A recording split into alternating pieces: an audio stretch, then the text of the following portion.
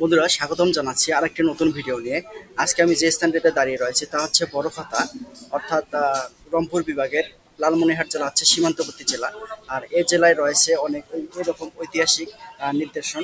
আমার পেছনে যে মসজিদটি দেখতে পাচ্ছেন, এই মসজিদটি হচ্ছে বড়খাতা ইউনিয়নের বড়খাতা ইউনিয়ন থেকে প্রায় 5 কিলোমিটার দূরে তোলাপাড়ায় অবস্থিত। আর আমি এখন এই মসজিদটি পুরো এলাকাটি ঘুরে দেখাবো এবং এই মসজিদটিতে মানত করলে মানুষের মানত পূরণ হয় কি না তা জানার চেষ্টা করব এবং আপনাদেরকে জানাবো।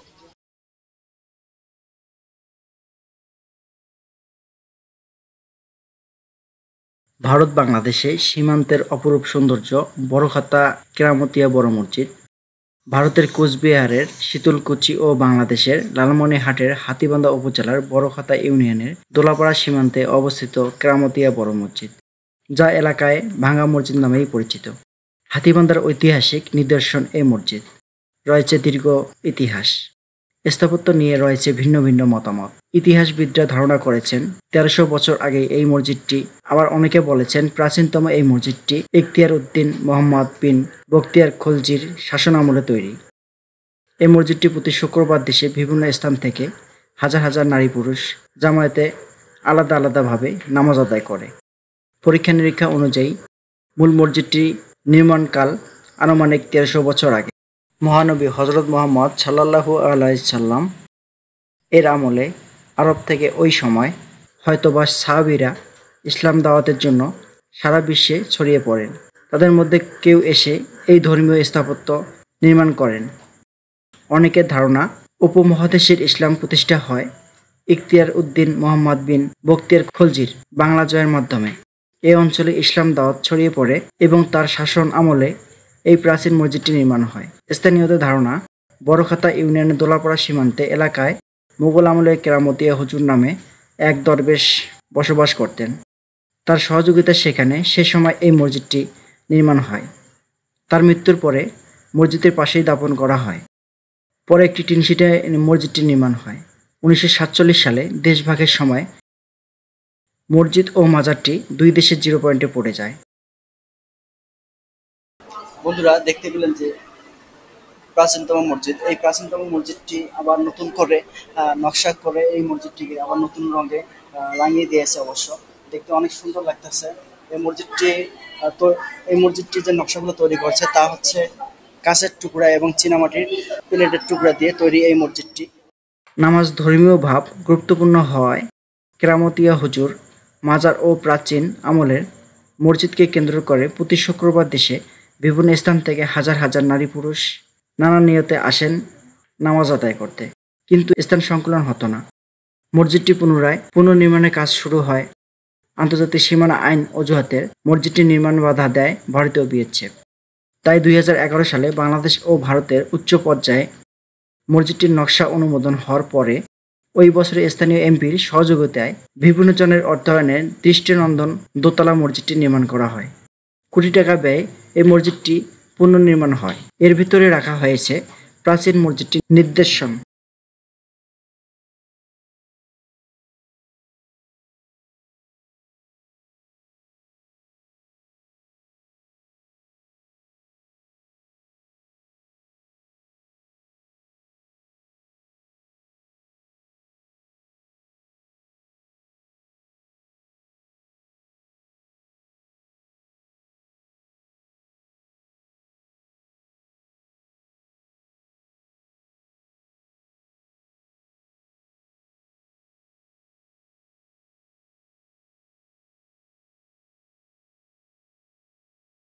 মসজিদের যে বারান্দাটা দেখতে পাচ্ছেন আপনারা, এই বারান্দাটা হচ্ছে ভারতে।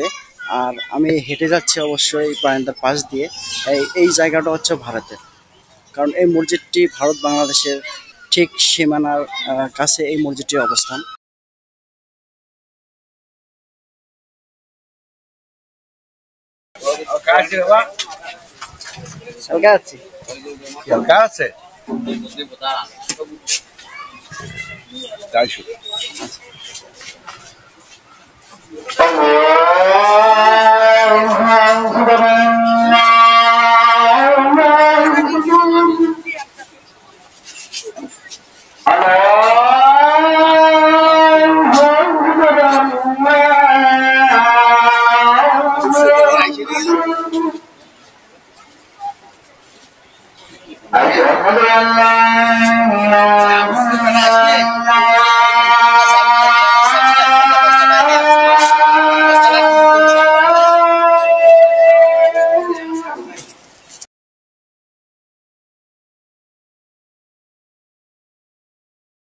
আসসালামু আলাইকুম।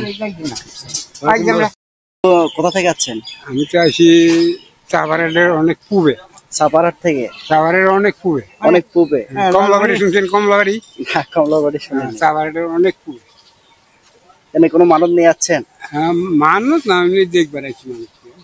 নামাজ পড়ার জন্য এসেছি। নামাজ পড়ার জন্য? আচ্ছা, আপনাকে দেখলাম যে আপনি একটা ছাগল নিয়ে যাচ্ছেন। জি জি, আমি ভুল্লিয়ারহাট কালীগঞ্জ থানা তুষভান্ডার থেকে আছি। তুষভান্ডার থেকে আছেন? জি, আমি চট্টগ্রামে থাকি। চট্টগ্রামে? জি, আমি নামাজ পড়ার জন্য আসছি। ছাগল একটা মানত দেখলাম আপনার না, হাতে। দিলাম এই মসজিদ কমিটি দিলাম, মানে বেশি মসজিদের উন্নয়নের জন্য কাম করবে। অসুবিধা নেই। আল্লাহ রাস্তায় দিয়ে? আল্লাহর রাস্তায়, মানে এটা বেশি মসজিদের কাজ যা আছে একটু ছড়িক হইলো আর কি, মনে করেন এক বস্তা বালা হইলেও কিনবে এই আর কি। আর ওই মুড়ি আনছি, চানাচুর আনছি, এটা মিলিয়াত করি, সবাই তবারক হিসাবে খাবে, মানে নবীর ভালোবাসার জন্য মিলিয়াত। না, আমি শুনেছি যে এই মসজিদে মানত করলে নাকি অনেকে মানত পূরণ হয়। হ্যাঁ, এটা আল্লাহর রহমত, এটা আল্লাহর রাস্তায়, মানে আল্লাহর রাস্তায় নিয়ত করতে হবে। আমি মসজিদে দিব, এটা বেশি মসজিদের ফান্ডে যে কোনো কাজ করবে, এই ধরনের আল্লাহর রহমত। বগুড়া পর্যন্ত লোক আইছে। বগুড়া দেখি লোক আইছে। বিভিন্ন জায়গায় নামাজ পড়লে কিছু আল্লাহর রহমত অভিজ্ঞতা হয়। এক জায়গায় নামাজ পড়লে সব জায়গায় গিয়ে না, বিভিন্ন জায়গায় নামাজ পড়লে একটা নিজের অভিজ্ঞতা হয়, তাইলে এই ইবাদতটা করতে সুন্দর হয়। বন্ধুরা দেখতে পেলেন যে এখানে কালীগঞ্জ অর্থাৎ লালমনিরহাট জেলা কালীগঞ্জ থানা থেকে এসেছে অনেক মানুষ। আর এখানে হচ্ছে তবারকের বালতি।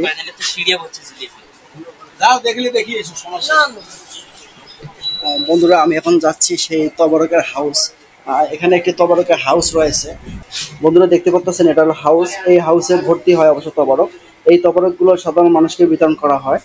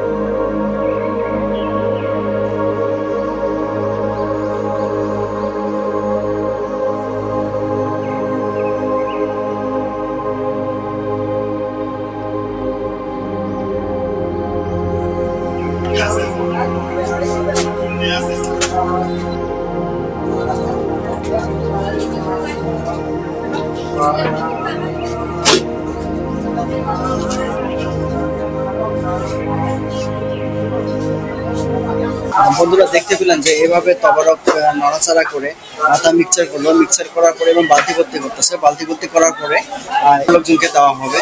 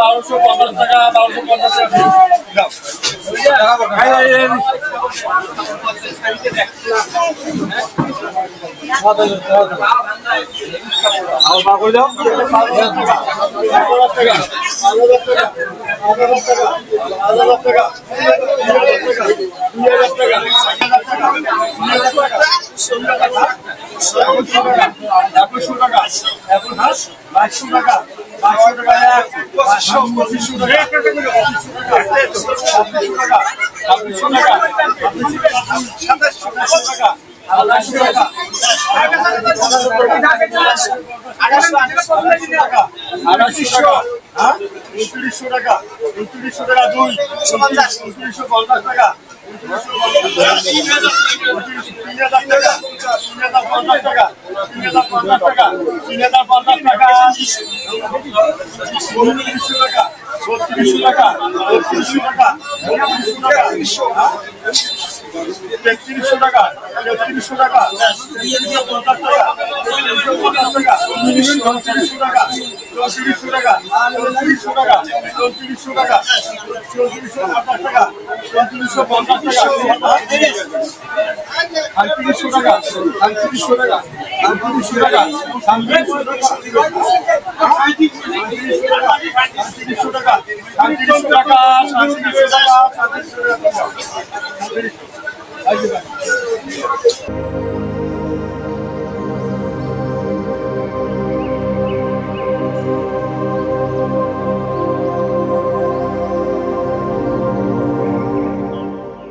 বন্ধুরা, আশা করি আমার ভিডিওটি আপনাদের ভালো লেগেছে। যদি ভালো লেগে থাকে তাহলে অবশ্যই আমার চ্যানেলটি সাবস্ক্রাইব করুন এবং বেল আইকন বাটনটি অন করে রাখুন। যে কোনো মুহূর্তে নতুন ভিডিও ছাড়ার সাথে সাথে আপনি পেয়ে যাবেন। ততক্ষণে আপনি ভালো থাকুন, সুস্থ থাকুন। আল্লাহ হাফেজ।